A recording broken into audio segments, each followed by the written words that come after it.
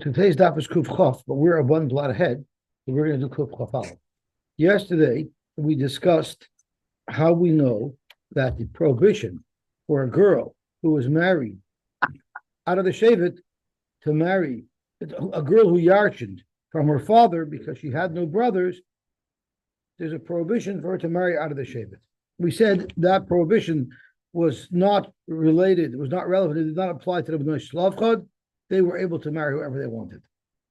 However, everybody else, if they had such an occurrence where there were no sons, and the Yerush wanted a daughter, they were not allowed to marry out of the Shevet.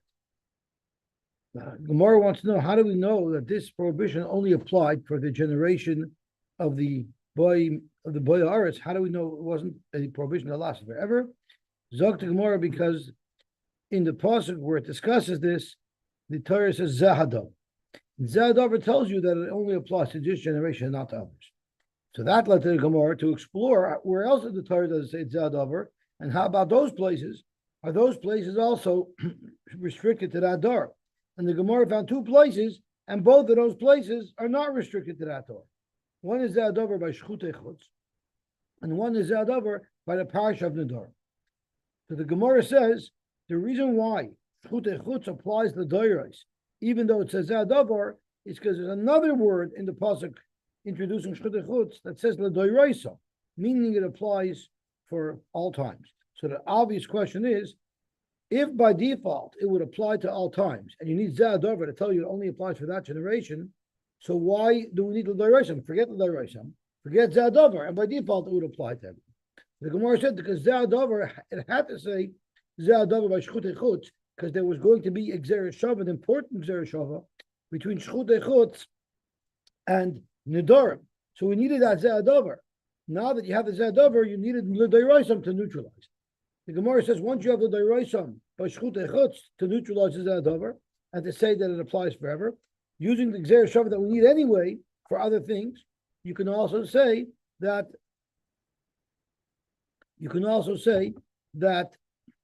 the parish of the Durham is also the Rosh. The Gemara wants to know, so why, now that you have the Gzera Shava, why not include the parish of Nachla in the Gzera Shava as well, and say it should apply the Dairoisam?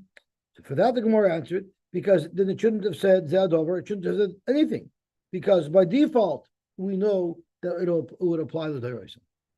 And you don't need the Gzera Shava by the parish of Nachla for any other subject.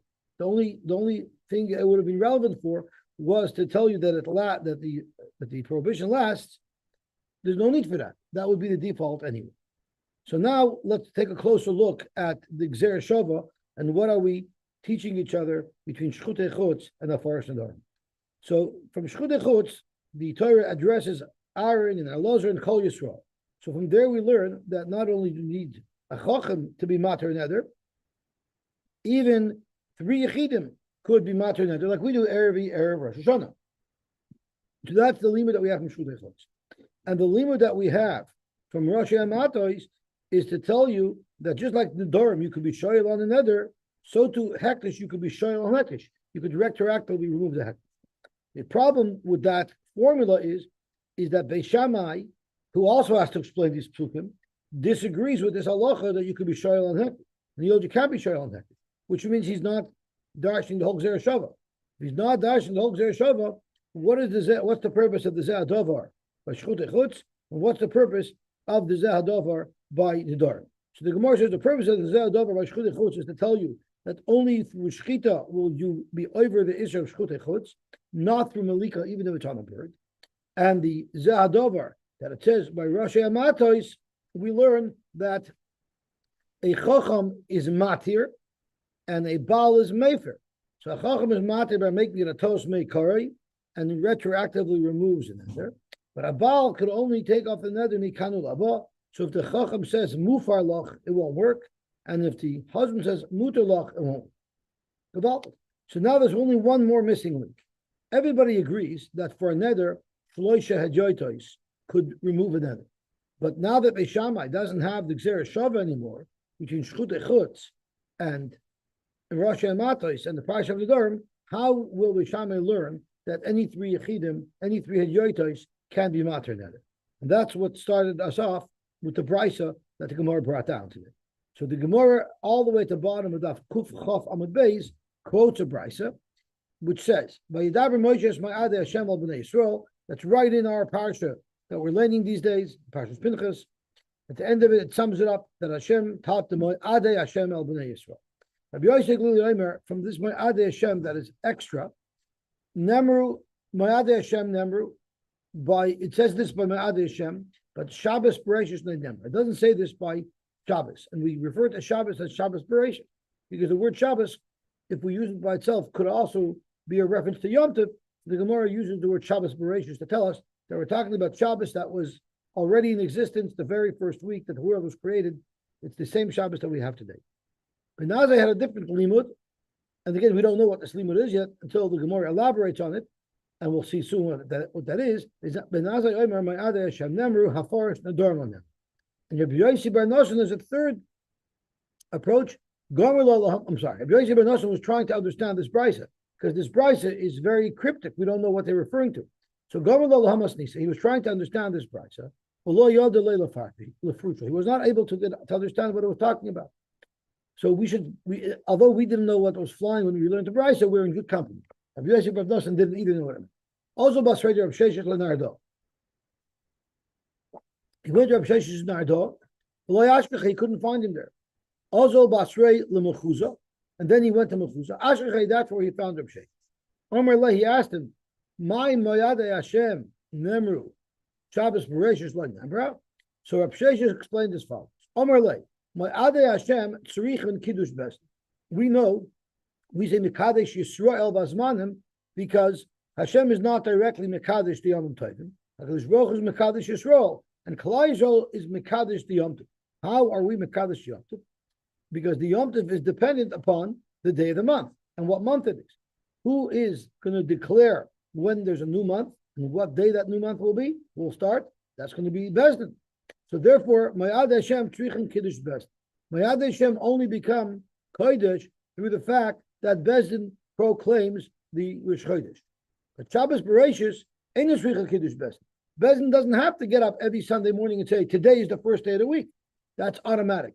But the Chassidus form is called Isarusa de la Sata and Isarusa de la Eila. Shabbos is in Isarusa de la Eila. We do nothing. It's handed to us on a silver platter. But by Yom Tov, Hashem wants to see some input from us first. Once we show them that little input, then Hashem gives us tremendous kedusha and tremendous benefit. So that's called the Isarusa de la Sata. We've got to get the ball rolling. I might have thought, since the Parsha of Shabbos is also discussed in Parshas Pinchas in the discussion of Yom Tovim, Tiboy Kiddush Bezdin K'mayados. You would have a Havamina that Bezdin has to be Mekadosh the week every Sunday morning. Kamash Malon, that they don't have to. So that was what the first shot in the Brisa said. Now we know what it means. This is what we've been looking for, because we've been looking for a limud that only to be Mekadosh Yomim Tovim do you require Bezdin. But it'll come out even clearer in a moment. Okay, what is the second thing that Ben Azai said? Mayad Hashem Nemer Haforis Nedorim Nemer. Mayad Hashem Trichen Mumchin Haforis Nedorim Eina Trichen Mumchin. So that's a direct source to what we've been looking for, and that is according to Beis Shammai, who doesn't learn the Hekesh from Shchutei Chutz, the Parsha of the Nedorim. From Mayadei Hashem, we learn that although a Bezdin is required to be Mekadosh Chodesh, a Bezdin is not required for Hafaras Nedorim. You don't need for a Torah Nedorim. You don't need Mumkin. Therefore, Hafaras Nedorim ain't Shricha Mumkin. It's funny that we just said a minute ago that Hafar is about a Chacham, and Hafar is about a Baal, and Torah is about a Chacham. Now the Gemara is still using those words interchangeably. Frank the Gemara, how could you make an argument that Hijoitos are enough to be Matan Nedorim? It says in the pasuk Rosh Hamatos, the Torah is commanded this. Moshe commanded this to the Rosh Hamatos, the Gedolim of the generation. Rosh Hamatos teaches you that if you had a Yochid Mumcha, then you don't need 3 people. But any 3 people would be enough. So you might ask, It doesn't say Rosh Hamata, it says Rosh Hamatois. So it's mashma, you need more than one. So the Rashbam explains, Rosh Hamata, Hashem was speaking to all of the individual Rosh Hamatais out there, but each one individually has the ability to be matter in it. Zok Heilige Gemara Vajra. Tanan also we learned in the press. Amar Rab Shimon ben Gamliel. Rab Shimon ben Gamliel said, "Lehayu yomim toivim liyisrael kechamisha osar ba'av uchayim Kippur." There were no better days in Klal Yisrael than the 15th day of Av, known as Tu B'Av and Yom Kippur. What was so special about those days? We'll soon see. But how do they celebrate those days? To behen b'noish Yerushalayim yoitzos b'chleilovan shu'ulim. All of the Jewish girls who were looking for shidduchim would go out. I don't think this would fly nowadays, but in those days it was accepted. All the Jewish girls would go out. They would all borrow beautiful clothing, even though many of them were wealthy and could afford their own clothing. Nobody wore their own clothing. Everybody borrowed from others. Why? So girls who couldn't afford clothing that had to borrow wouldn't feel uncomfortable because everybody there would be wearing borrowed clothing. So nobody should feel uncomfortable. So the Gemara elsewhere elaborates on it, and they would dancing, and the boys would watch them, and each of them would say a different reason why they should be chosen for a shidduch, right? To do it b'yofi, to do it be momin, and people are davening that do einai l'shem shamayim, and Ura is making a lot of money out there. So Yosy, are you saying is that's what, because there was a crisis, this was a solution to the shidduch crisis? This was a preemptive. This is a preempting this crisis. Right. So this was they never had a crisis. Yeah. No, we've already solved the shidduch crisis. All you do is, if you're a girl, you make sure you eliminate all your brothers, and then everyone's going to want to marry you. Right? That's what happened to the Bnei Slavchad. And then they were picky. Now, don't think they got married at 40 because nobody wanted them. They were very picky. The Gemara says so beferish. Because the Gemara, B'shlomi Yom Kippurim, I can understand why it's a very happy day. Yom Slicha Umechila. That's number one. It's a Yom Slicha Umechila. It's also Yom Shenasnu by Luchos Achronos. And these are somewhat combined because although Mishram goes for the cheshbon, although Moshe Rabbeinu went right up after he broke the Luchos to be mispal for Klal Yisrael, and Kodesh Baruch Hu accepted the tefillas, and that's why he went up a third time to receive the Luchos Achronos. The real Mechila only came when Moshe Rabbeinu came down the third time with the Luchos Achronos. The Rashbam uses a lotion. That's when the Kodesh Baruch Hu was moichelas b'simcha. Until then, it was a regular simcha. It was a regular mechila. If you look at the last line in the Rashbam that transitions from the skinny lines to the wide lines, the last lines of Yud B'Tishrei Hu Yom Kippurim, Disratza Hamokim b'simcha liyisrael. So it seems like the first mechila was a little begrudgingly. The Vayom Hashem Salach Li Kedvarecha, I think, was after the third time. And that means that Kodesh Baruch Hu was truly happy with Klal Yisrael. That was a very happy day. El Chamisha Asar B'Av. What is so good about Chamisha Asar B'Av? Maihi. Zakt Gemara Amar Yehuda Amar Shmuel. It's Yoim Shehutru Shvatim Lovoi Zebas. That was the day when they announced that the prohibition for a girl to marry out of her shevet, if she arshin, that prohibition was relaxed on that day, which means it opened up the pool available to you for shidduchim. So that was a wonderful thing. It made many more available bachelors eligible to marry many more single girls. My droish, what did they darshan? Zahadavar. Davar zeh lo yeinoyig ela b'dar zeh, which is how we started the sugya. That teaches us that it only applies in this generation. Now the Rishbam makes sure to point out something very, very important. Even though it's why did it stop? Why did they announce that it stopped? So if you look at the Rishbam in the Ramas Lovei Zebazeh, he says Shepasak Oisai Dar Shal Boyaretz. Then they proclaimed that for the most part, the people who are Boyaretz, who had that prohibition, are no longer around. And that's Shalahem was not. The issue was only to them because of the Ze'adavar. However, don't think it's completely mutter at this point, because Vahash Tamiyah and the Shtayu Adayin B'nei Adam, the Hoyaboy Ze'adar, If there were some individuals that were still surviving from the Frida Kedar, Akati Beisurayukan, they still would be prohibited. So what the Rishbam was saying, it wasn't an announcement across the board that the affair is over. It was saying it's for the most part not relevant. But for those people who it is relevant for, of course, they're still not allowed to marry out of the shit. Okay. Rabba Bar Chana Omar Rabbi Yochanan. You know what happened on Tu B'Av? Another wonderful thing. Yom Shehuter Shevet Binyamin Lovoy Bakal. We learned after the story of Pelegesh Begiva, Klal Yisrael virtually wiped out the Shevet of Binyamin, and there were no women left from Shevet Binyamin. There were no women from Binyamin, and there were only 600 men left, and everybody pledged not to let their daughters marry these 600 men, which would virtually eliminate the Shevet Binyamin. The Chsev Ish Yisrael Nishpa B'Mitzvah Lemar Ish Mimenu Lo Yitain Bitay LeBinyamin LeIsha. So they stopped. How did they know that it was only they wouldn't let their women marry? Well, only that generation, not others. Zot Gemara Ish Mimenu Lo Yitain Bitay LeBinyamin Ma Droish Tedashin Mimenu V'Loi Mibaneim. This should not continue on to the next generation. So once again, it was at the point where Binyamin, the Shevet Binyamin, were once again open to marry people from other Shvatim. That was a great Simcha Di. Rav Dimi by Yosef, Amar Rav Nachman, there was another great thing that happened. It's Yom Shakalu Boy Meisei Midbar. It's the day that they realized that the Meisei Midbar stopped dying. Because we know the famous story why it's Tu B'Av, Meisei Midbar died on Tisha B'Av. Because every year, Tisha B'Av, those people who knew that they were in that generation to be killed in the Midbar would dig a grave, and they would sleep in the grave.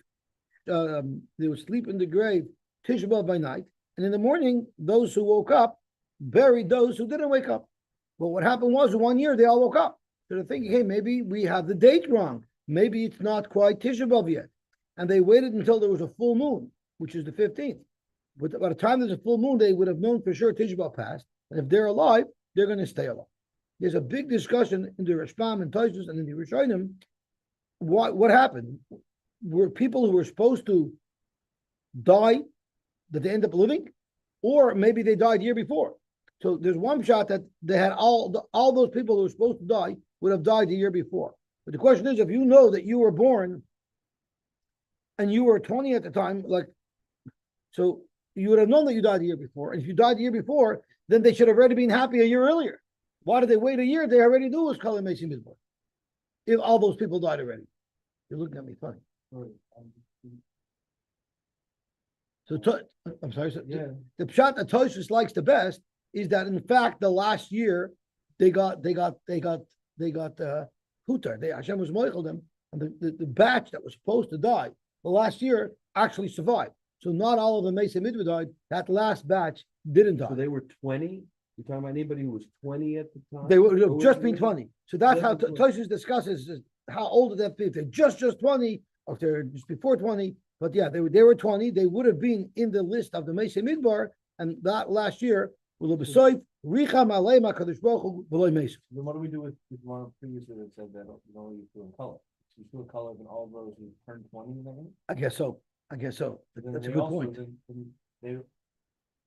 They also yarshed. I'm sorry? Did they yarsh in the land or they didn't yarsh? They would have. If they came into Eretz Yisrael, they would have gotten the They weren't 20 when they left Eretz Yisrael. Something like that. Bubble. So, something like that, yeah.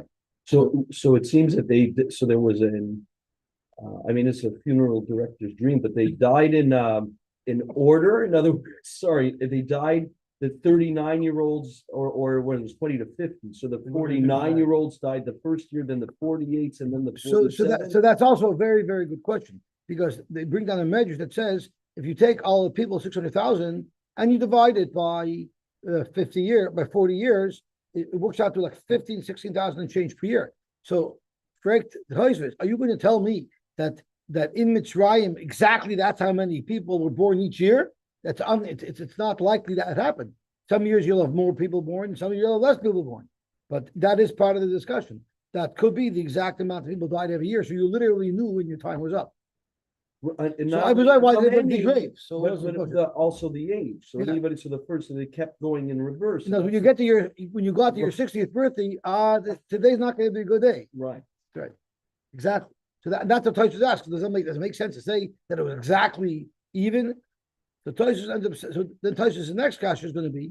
So if Hashem knew they stopped dying the year before, we're going to see that since they stopped dying, Hakadosh Baruch Hu started talking directly to Moshe. That's the next step in the Gemara.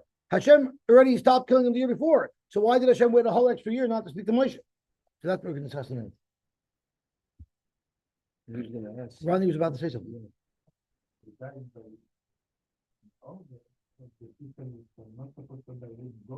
That's right. That's a very good point. So it must be that it was a little bit random. Otherwise, everyone would know it's not my 60th birthday. I'm not celebrating it with a grave celebration.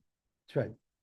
That was a little bit too morbid. I'm sorry. So Zaktimor Omar of Nachman Yom Shekol B'Meisei Midbar. The Omar Mar actually Kalu Meisei Midbar until the Meisei Midbar died, and we had our green light, so to speak. Loy Haya Dibur in Moshe. So Tosfos asks, if the last year was the last year they died, so Hashem could have started speaking to Moshe already a year earlier. So the Tosfos says the reason why, while the Meisei Midbar was still dying, HaKadosh Baruch Hu didn't speak directly to Moshe, is that HaKadosh Baruch Hu only spoke the word to Moshe mitoch simcha, not mitoch atzvus. As long as the people still thought that they were under that spell, under that gzeira, they were still atzvus in Klal Yisrael. The atzvus didn't go away until a week later, and that's even according to the other pshat, where people died, where people would have, where everyone died already.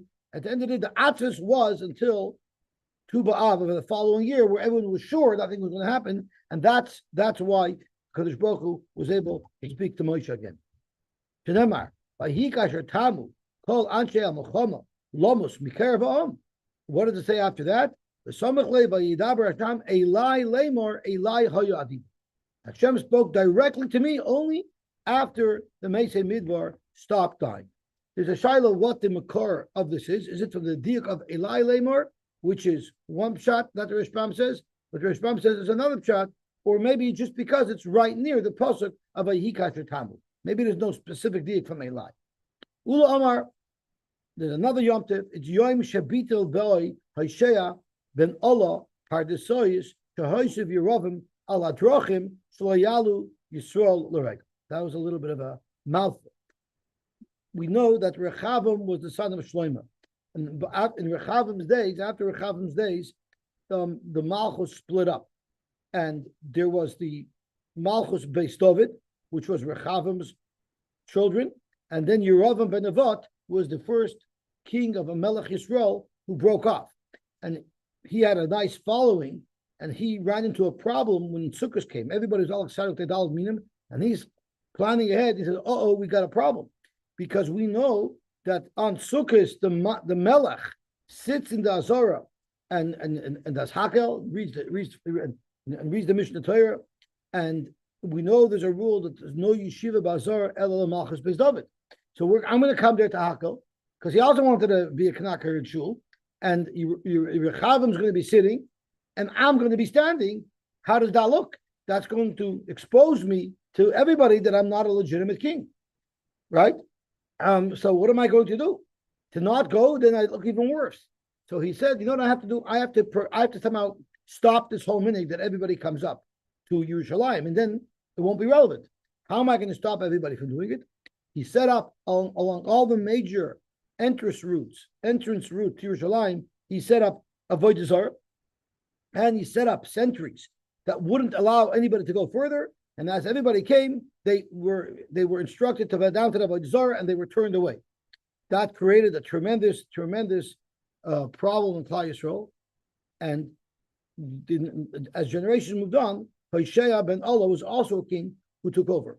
He was also a rough, but he wasn't as bad as a rough, because the lashon pasuk is rak loy kamalcha Yisrael asher hayu lefanav.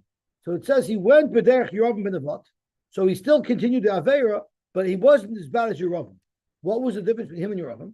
Yerovam set up sentries that wouldn't let them go, and he put out the avodah zaras. There's a shiloh whether or not Hoshea took away the avodah zaros. Could be he did, could be he didn't. The Rashbam indicates that he took away the avodah zaros, and he also took away the guards. So basically, what he was saying is, you can do whatever you want. This is a free country. If you want to go to the Beis Hamikdash, you may go, but if not, you don't have to go. So that's why he was still considered bad, because he still allowed Klal Yisrael to do chait. He didn't clean it up, but he didn't force them to do the chait. So he wasn't so good, but still that was a special day, because Hoshea ben Allah at least took away those guards. So that was also tremendous simcha, because it was a turning point in Klal Yisrael that they weren't going to be pushed down the wrong path. Rav Masna Amar, Rav Masna says, Yom Shenasnu Haruge Beitar Lakfur. The Haruge Beitar, when they were killed, they couldn't be buried, and their bodies were left out. And years later, they were able to bury them. I think when the Chashmonaim took over again, they were able to bury all the Haruge Beitar, and none of them were rotted. And Rashbam tells us that's why we added another bracha into benching because of the Haruge Beitar. The Amar of Masna, Oisa Yoim, Shenosnu, Shenitnu, Haruge Beitar L'Kfura, Tiknu b'Yavna, in Yavna they were second the fourth bracha that we say in benching, Hatoiv HaMeitav, Hatoiv HaShaloi Yisrichu, that they didn't rot, HaMeitav Shenitnu L'Kfura, they were able to be buried. It's funny, not one person mentions that Tu B'Av is such a great day, because it's after Shabbos Nachum, once you're allowed to listen to music again, after Tisha B'Av. No one says that, but that's also a big source of sympathy. Rabbi Yosef, the Amri Tarvayu, they both said there's another very special milestone that they reach on Tu B'Av.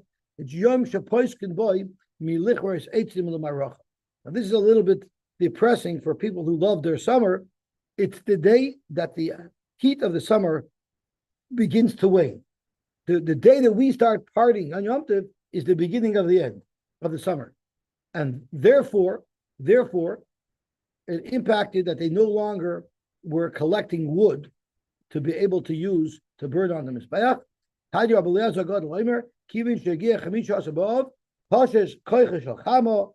Now things are going to start cooling off. And because of that, what does cutting wood have to do with the heat of the summer? So the Rashbam tells us that they had to make sure that there are no worms in there.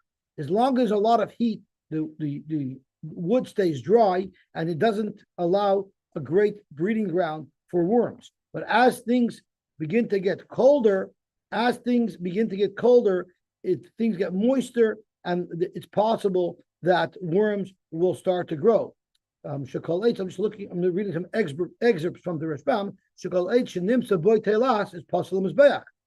B'chol eitz shehu niktatz, if once wood is cut down, it will generally not generate worms. There's only worms in it from when it was still growing. Well, the day they stopped cutting, they were happy. They stopped the mitzvah, they stopped cutting down, because from here on it's possible there would be worms in the. It's more likely that there would be worms in the wood, because they finished the mitzvah of collecting all the wood required for the season for the basic. When did they start? I'm sorry. When did they start? Probably when it started to get hot. Beginning Nisan. Oh, it says the Rishon. He probably got it from the Rishon. Yeah. From Nisan, Tu B'Av, how you carcinate. Started placing. Right. So I guess once the summer started. Yeah, and as it gets, I guess the worms didn't take root in the trees until things started getting cool. It's too warm for them. It's too warm for them. Very good, very good. Shkoyach. Oh, I can't believe I didn't think of that one. Okay, maybe this guy speaks English as a first language. Okay, so let me see what the Gemara says right there. And that day was also called Amar of Nashav, a Karelay. They call that today Yom Taver Magal, the day that the axes were broken. In other words, just like we throw away our shanas, we don't need them anymore. They threw away their axes, but they didn't need them anymore. Why else would you need an axe if not to cut wood for the mizbeach? After that, the Moisif Yosef, She'enim Moisif Yasif. What does that mean? During the summer, when you have very long days, you could pack in many hours of daylight learning Torah. But once the days start to get smaller and shorter, you're going to have a deficit of learning hours. So you have to add from the night to your learning schedule. And you have to learn at night as well, so you can maintain your learning schedule. So the Moisef Yosef, people who add to their learning schedule by learning at night as well, because they don't have as many daylight hours to learn anymore, Yosef, Hashem will continue their lives and increase their lives. But She'enim Moisef, someone who doesn't Yasif, he will be gathered in. Ma Yasif, what does gathered in mean? Rabbi Yosef, Tikbra Imei. his mother will have to bury him. In other words, he's going to die young. The Rashbam says, "Yomus b'chatzi yom." They'll be destroyed if they don't increase their learning schedule in the winters. That's why the Rav, during the State of the Union address by the Nila Sachag, speaks about that the lange tinkele kalte Nacht darf man onlichten mit lichtige warme Teure, because otherwise we could have trouble. Gesagt gemar weiter. Tana Rabbanon, Shiva kiplu es kolo olam kula. If you go through the lives of 7 people in history, their 7 people would include all of history. In other words, between these 7 people, it spans the period since the world was created until today. Who are they?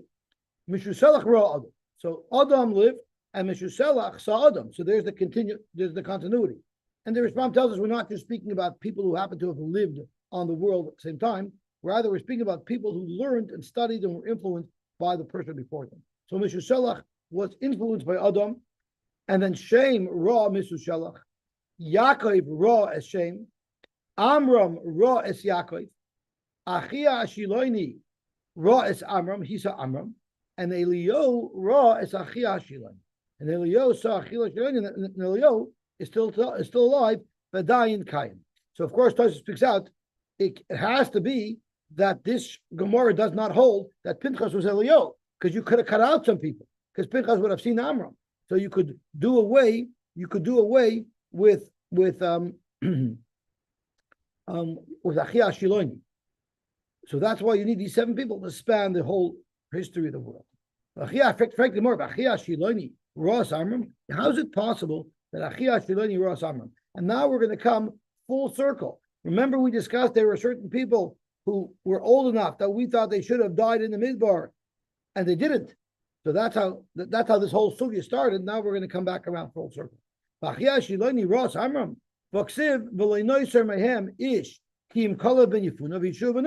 The only people who remained alive through the Midbar, who were 20 years old when they came out into the Midbar, were these 2 people. So how could you tell me that Achia Shiloni survived? Because Achia Shiloni was around in the times of the Novi.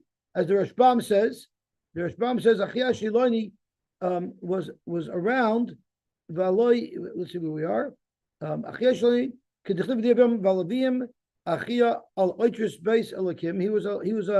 was around much later. So that is what our situation. Let me see if it says what specifically. But he was like around in the times of the Nevi'im. So the problem is, how is it possible that he was living that long if in fact he was also in Mitzrayim? Can I get a bio on Achia Shiloni?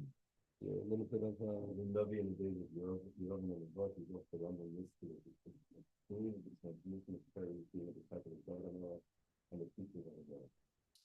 So the question is, how did he live if we knew? Born, we'll say he was born. He was knew it's something. Okay, Gavalti. So, Frank the Gemara, how is that possible? Zakta Gemara, Amar Babnuna, lo nigzera gzera al shvatoi shalevi. Since Achia Shalevi is from Levi, that's how the article knew it. The gzera of dying in the Midbar did not apply to the Shevet of Levi. Tichsiv, by Midbar hazeh, yiplu pigrechem, v'chol pikudechem, and all of those who you are counting, v'chol misparchem, mi ben esrim shana v'may.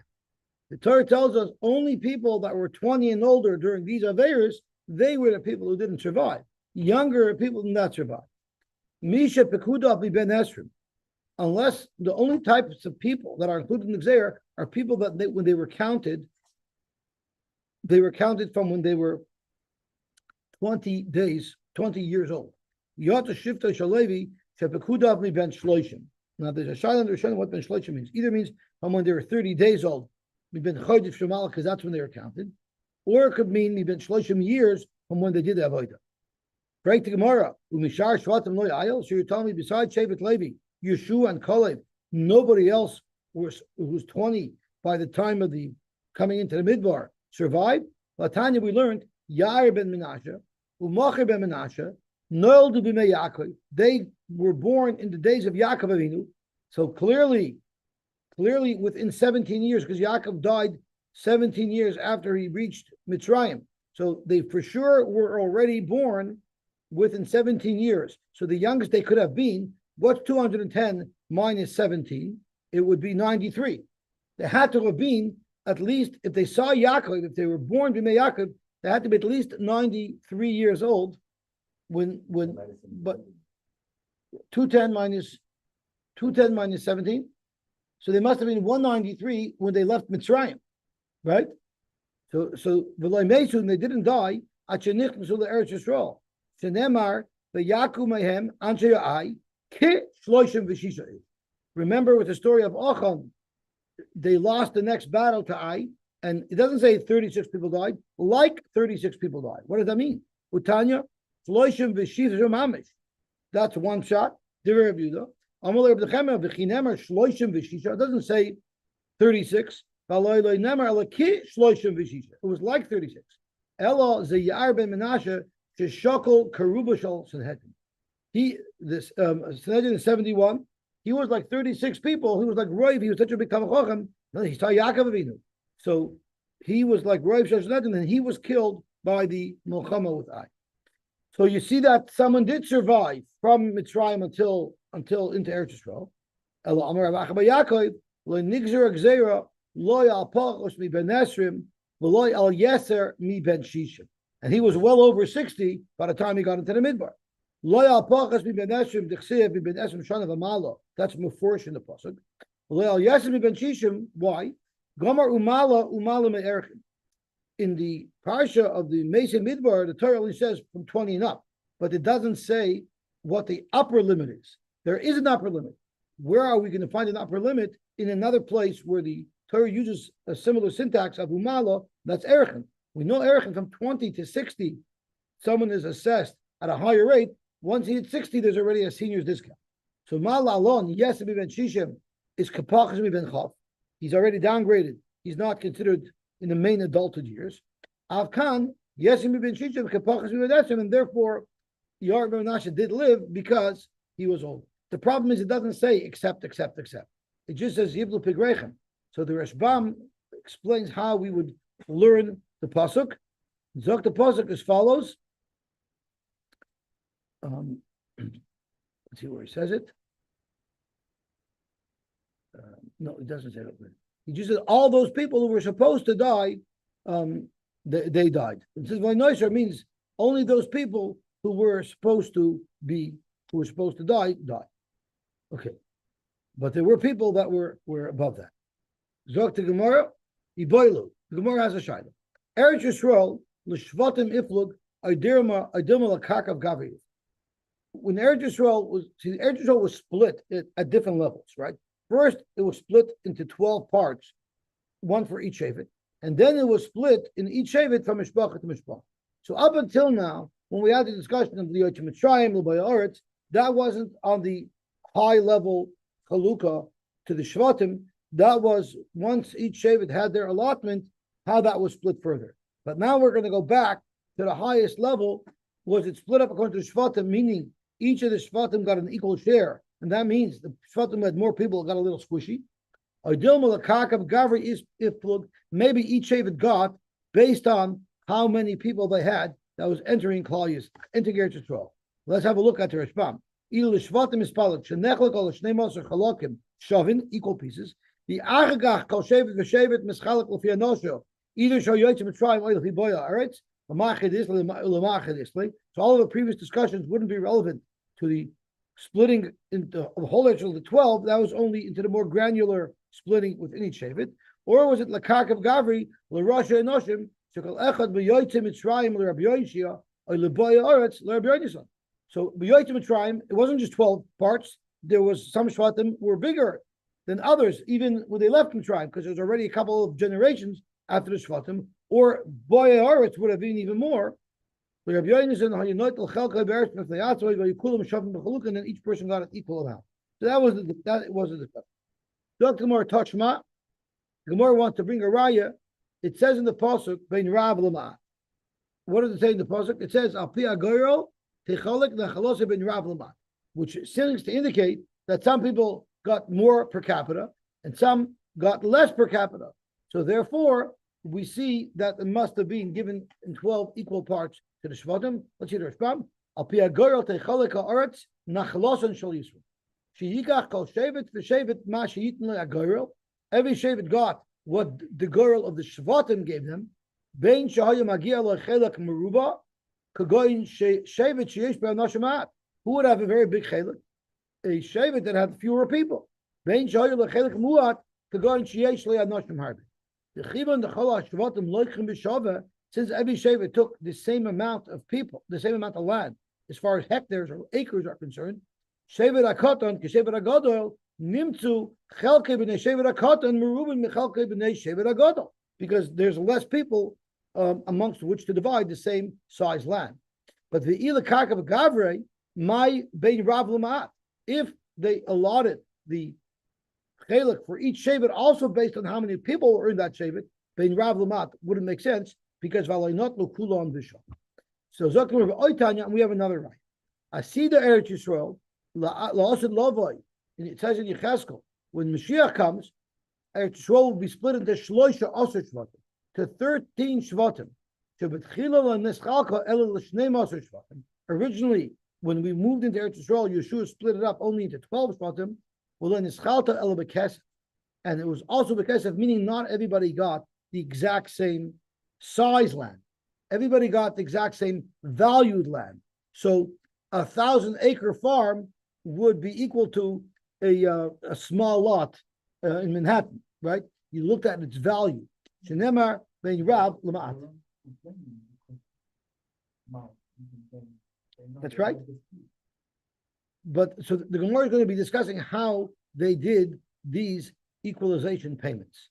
So Amar Rabbi Yehuda saw by Yehuda a piece of land that could plant a son Yehuda shava chamisan beGalil, because Galil is not as good land as Yehuda, so that, or Yehuda was closer to the action, and therefore they actually evaluated on not necessarily that everybody get the same size land. But Oitanya the Hedya the Shvatim is Palik. We have a very big riot that it was not based on how many people they had. Rather, each shevet got an equal size land, which is how we just learned it. Which was equal to Midrash Nami. So the Rishbam says we'll see soon why the Gemara thought needed another riot. So let's just learn one Rishbam and then we'll stop. What's the point of the Goyrel if everything there's equalization payments? The whole point of the provinces is because what would you rather have? A piece of land that's fertile and wonderful, or a much bigger piece of land that's not so fertile? There's still the preference to have the smaller, yeah, but that's what the point of the Goyrel was. Right. So it was equal, and there was a Goyrel. The world got you the better land. Right. Akiva, we're Jews. Akiva, we're Jews. Akiva, we're Jews. We're Jews. Nobody would have been happy if there would have been nothing to complain about. Right? I won the raffle based fair and Akiva, but we're Jews. If everybody would have gotten perfectly equal and nobody would have had to complain about, then everybody would have complained.